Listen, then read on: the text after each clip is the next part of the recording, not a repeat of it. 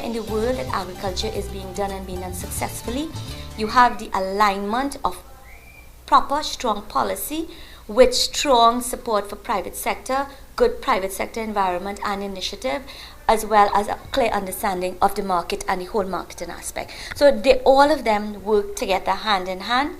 But the value chain analysis really looks at all of the different parts of it. So not just does it look at the product from the start to the market, but it also examines what is the institutional support that's required, what is the policy environment that is required, what is the standards that are required. So for example, if you want to break into a new market, even within the region, the standards differ from one country to another. And if you do not have an understanding of that, or you do not prepare your product to meet that market, you could end up in a situation where you produce a whole lot and you're in trouble.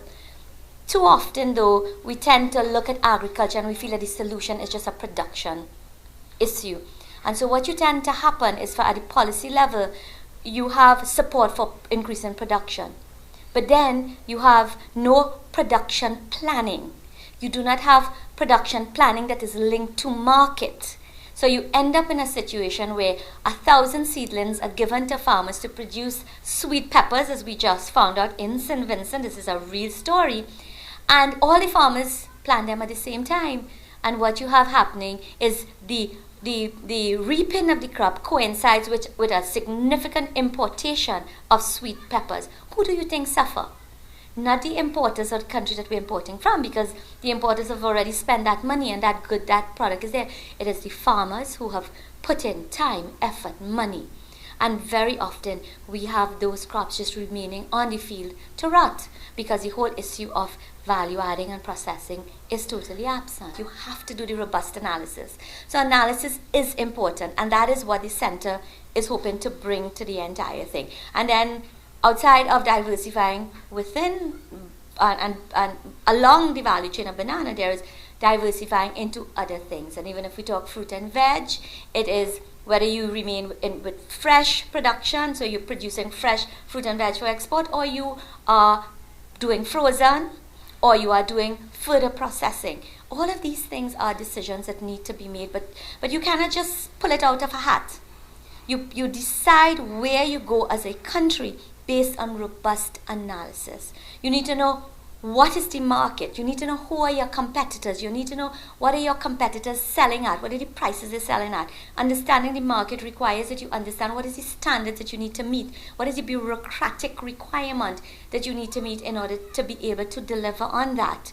Who are the lead firms in the international space, and how can you find a space in there for you. So even when we talk organic, and I know there's a lot of conversation about organic, before we can actually say yes we can, if we're looking at producing organic for an export market, we have to do the robust analysis to determine how we can, where are the niche markets for the things that we could potentially produce and produce in the necessary volumes using organic farming.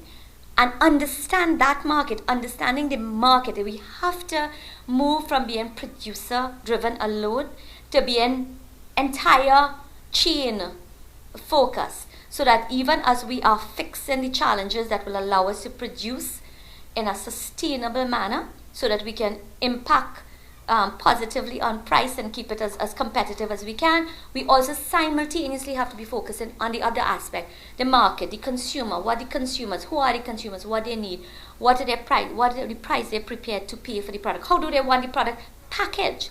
I could give you an example of a farmer in Chile, for example, who started just producing cucumbers alone and realized the similarities between producing cucumbers for only part of the year, and then his farm is down for the rest of the year, and then adding other products, and then he did it just strictly for a fresh market. So he was simply boxing and he was selling. But then he had a situation where he had a lot of small, take sweet pepper, he had a lot of small sweet peppers which didn't meet the standard of that particular market, selling them individually. And what he thought he would do is something different. So he took 3-4 small sweet peppers, he put them in a little package, he labeled it nicely, and he simply tested the market with it and found that there was a demand for that. That is moving up the value chain.